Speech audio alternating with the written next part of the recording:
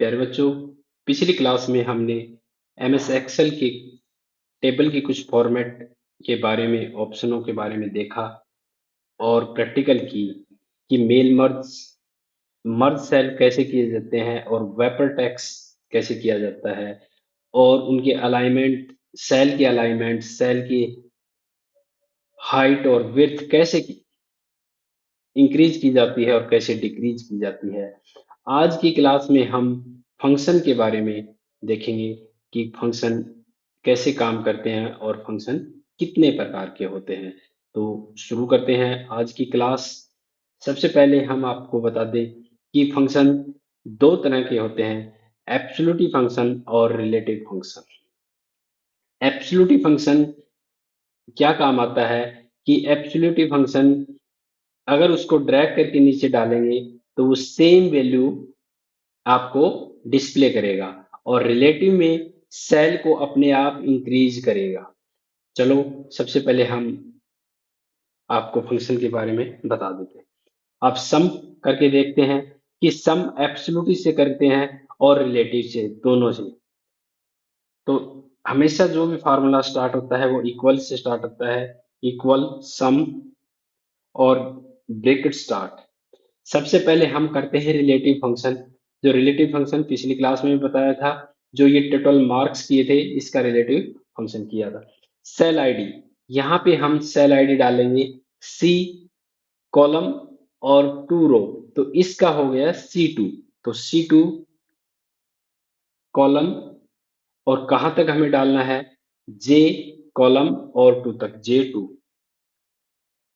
इसको बोलते हैं हम रिलेटिव फंक्शन, यानी कि C2 कॉलन और J2, इसको बोलते हैं रिलेटिव। जैसे एंटर मारेंगे अपना टोटल हो गया है। अब इसको ड्रैग करके डालेंगे तो सेल आईडी अपने आप चेंज होगी। देखो इसमें हमने डाला था C2 J2 और इसमें C3 J3, तो जो सेल आईडी है वो अपने आप चेंज हुई है। तो इसको बोलते हैं रिलेटिव रेफरेंस। रिलेटिव फंक्शन और रिलेटिव रेफरेंस में आईडी अपने आप चेंज होगी और एब्सोल्यूट फंक्शन में वो चेंज नहीं होगी। देखो सम ब्रैकेट स्टार्ट और C2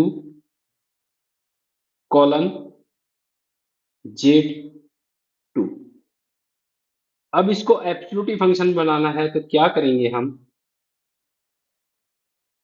जो C2 है कॉलम और रो के बीच में, कॉलम C हो गया, 2 रो हो गई, इन दोनों के बीच में हम लगा देंगे डॉलर सिंबल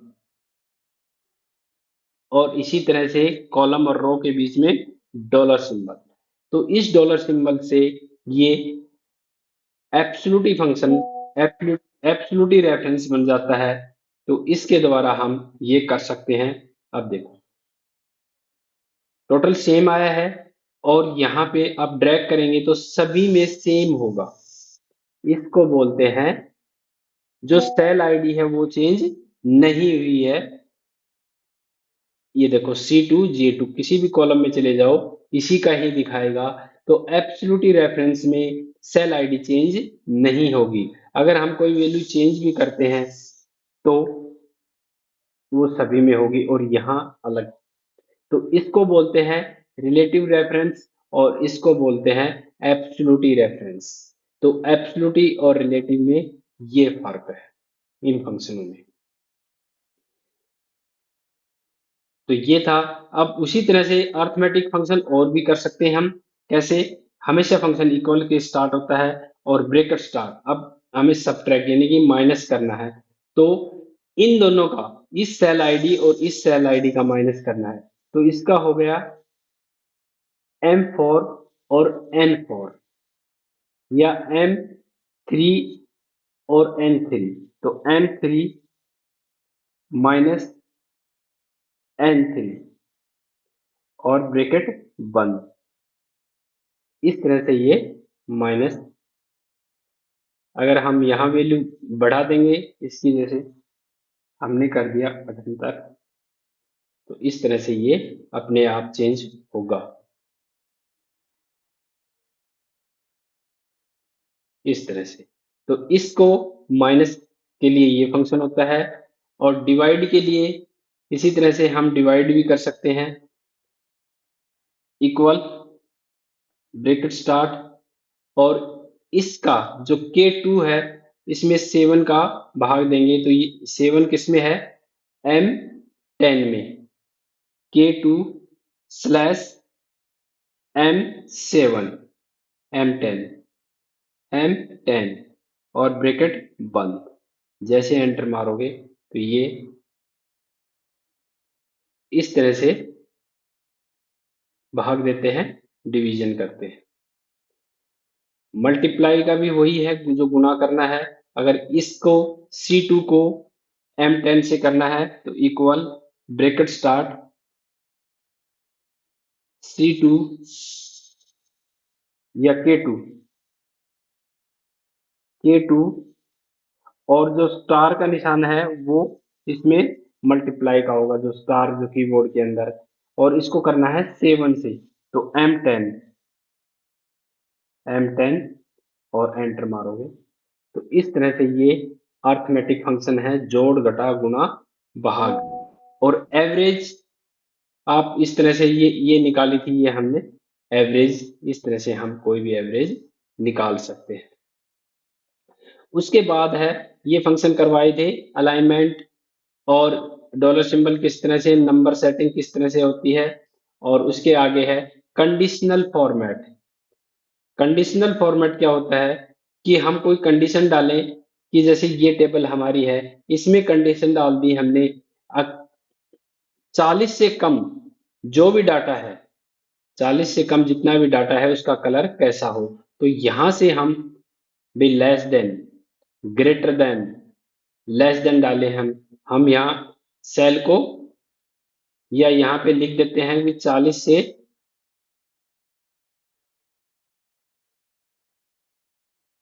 और ओके। एक मिनट, हम सेलेक्ट करते हैं पहले इसको, ये हमने सेलेक्ट कर ली, और कंडीशनल फॉर्मेटिंग, और लेस देन। अब इसमें हम डाल देते हैं 45। अब जहां जहां 45 से कम है वहां कलर देखो अपने आप चेंज हो गया है, वहां वहां अपने आप कलर चेंज हो जाएगा। कलर कौन सा करना है, येलो करना है, येलो भी हो जाएगा, इस तरह से येलो हो गया। अगर आप ग्रेटर देन करते हैं तो वापस यहाँ, और ये रहा ग्रेटर देन। भाई कितने से अधिक, मान लो हम कर देते हैं 25 से अधिक, 25 से अधिक जितना भी है उसका कलर रेड हो गया। अगर येलो चाहते हो, इस तरह से ये कंडीशनल फॉर्मेटिंग ओके करते ही हमारी टेबल सेम वैसे की वैसी हो जाएगी। इसको कंडीशनल फॉर्मेटिंग करते हैं। इसी तरह से ये सारी चीजें आप कर सकते हैं। बार कलर चेंज करना हो, ये बार कलर चेंज हो जाएगा। आइकन, कोई भी आइकन, भाई कैसे ऊपर नीचे, इस तरह से आप ये सारे यहाँ से ले सकते हैं। जैसे कई बार आपने देखा होगा कि भाई कौन सी वैल्यू नीचे गिरी या वो चीज लेनी है, तो हम यहाँ से ले सकते हैं। ये इस तरह से हम कोई भी फॉर्मेटिंग कर सकते हैं, कलर और उसका फॉर्मेट। ये बॉटम, इस तरह से हम कोई भी एवरेज वगैरह, ये सारी कंडीशनल फॉर्मेट में है। इसी तरह से आगे है टेबल फॉर्मेटिंग। ये टेबल की फॉर्मेटिंग हो जाएगी, जिसको सेलेक्ट करोगे वही टेबल, वैसी ही टेबल हो जाएगी। जैसे ये करना है इक्वल, और ओके करते ही सेम वही कंडीशनल आपकी फॉर्मेटिंग हो जाएगी। तो इस तरह से आप कोई भी टेबल की फॉर्मेटिंग कर सकते हैं। यहाँ सेल की स्टाइल कर सकते हैं, भी कौन सी सेल की स्टाइल कैसी लेनी है। ये सेल स्टाइल है, जिस पे जैसे क्लिक करोगे वो ही सेल की स्टाइल यहाँ पे चेंज होती चली जाएगी। तो इस तरह से हम कंडीशनल फॉर्मेटिंग भी कर सकते हैं, टेबल फॉर्मेटिंग और सेल फॉर्मेटिंग। अगला है इंसर्ट। इंसर्ट, सीट चाहिए, रो चाहिए, या कॉलम चाहिए, वो चीज यहाँ से ले सकते हैं। हमें इंसर्ट कॉलम करना है या रो करनी है, तो इंसर्ट रो करनी है तो रो पे क्लिक करेंगे तो ये हमारी इंसर्ट रो हो गई। अगर इसको डिलीट करना है तो डिलीट वाले ऑप्शन से रो डिलीट, ये रो डिलीट हो गई। इंसर्ट कॉलम, इस तरह से ये कॉलम इंसर्ट हो गया। और इसको डिलीट करना है तो डिलीट कॉलम, ये हमारे कॉलम डिलीट हो गया। तो इस तरह से हम कॉलम को इंसर्ट कर सकते हैं और डिलीट कर सकते हैं। आगे है फॉर्मेट। फॉर्मेट सेल की हाइट, जो रो की हाइट है वो बढ़ानी है, तो हम यहाँ से बढ़ा सकते हैं रो की हाइट। जैसे इस पे क्लिक करेंगे, रो की हाइट भी बढ़ जाएगी अपनी। फॉर्मेट रो हाइट कितनी अब है? 18 है। हम इसको 25 कर देते हैं और ओके। ये हमारी रो की हाइट। अगर ज्यादा करना है 35 और ओके, ये हमारी रो की हाइट बढ़ गई। अगर कॉलम की विड्थ बढ़ानी है तो यहाँ से कॉलम विड्थ, ये रही कॉलम की विड्थ, कितनी बढ़ानी है? हमने 35 और ओके। इस तरह से ये कॉलम की विड्थ बढ़ सकती है। अगर ऑटो फिट करना है तो रो ऑटो फिट हो जाएगी।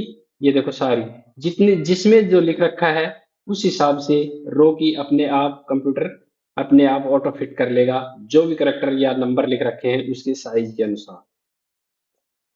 अगर कॉलम की विड्थ ऑटो फिट करनी है तो इसी तरह से इस पे क्लिक करेंगे, तो ये हमारे पूरी सेलेक्ट करनी होगी पहले। जो जो सेलेक्ट होगा उसी को ही करेगा ये ऑटो फिट। ये इस तरह से हम ऑटो फिट कर सकते हैं। इस तरह से हम सारी रो की हाइट भी बढ़ा सकते हैं, रो ऑटो फिट भी कर सकते हैं, कॉलम विड्थ कर सकते हैं, column auto with auto fit भी कर सकते हैं, डिफॉल्ट भी कर सकते हैं। ये सारी चीजें हम यहाँ से सीट का रीनेम, जो ये सीट है, अगर और सीट चाहिए तो इस प्लस वाले पे क्लिक करेंगे तो दूसरी सीट आ जाएगी, तीसरी सीट आ जाएगी। इस तरह से अगर इसको डिलीट करना है तो यही राइट क्लिक और डिलीट का ऑप्शन है। इस तरह से हम इसको डिलीट भी कर सकते हैं। अगर इसको रीनेम करना है इसी सीट का, तो राइट क्लिक और रीनेम। तो एक तो ये तरीका है रीनेम करें, हमने डाल दिया 1 2 3, ये इस सीट का नाम हो गया। अगर दूसरी तरह से आपको करना है तो यहां से भी हम रीनेम कर सकते हैं। ये रहा सीट रीनेम, यहां से भी हम सीट का नाम चेंज कर सकते हैं। तो एक चीज के ऑप्शन काफी होते हैं, कौन सा तरीका अपनाना है वो आप पे डिपेंड करता है। तो इस तरह से सीट का रीनेम भी यहाँ से भी कर सकते हैं और फॉर्मेट में यहाँ से भी सीट का रीनेम कर सकते हैं। इसी सीट को मूव कॉपी सीट कर सकते हैं कि एक सीट से दूसरी सीट में ले जा सकते हैं। अब मान लो ये दूसरी हमारी सीट है, तो इस सीट का डाटा दूसरी सीट में ट्रांसफर करना है, तो हम यहाँ से मूव कॉपी टू और सीट फोर हमारी ये है और ओके। अब सीट फोर में भी ये डाटा चला जाएगा। एक मिनट, इसको सेलेक्ट करते हैं पहले और मूव कॉपी टू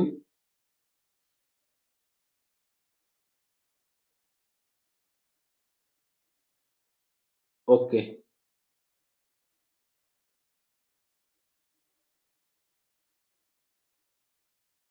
एक मिनट देखते हैं।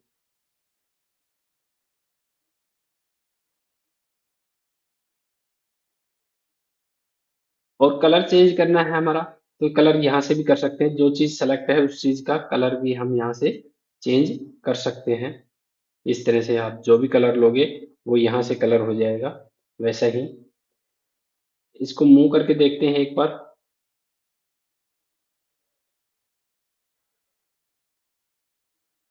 तो प्यारे बच्चों, ये स्पेस कम होने के कारण इससे अधिक क्लास एक साथ नहीं डाल सकते, तो इसलिए जो मूव सीट है वो अगली क्लास में करके दिखाएंगे।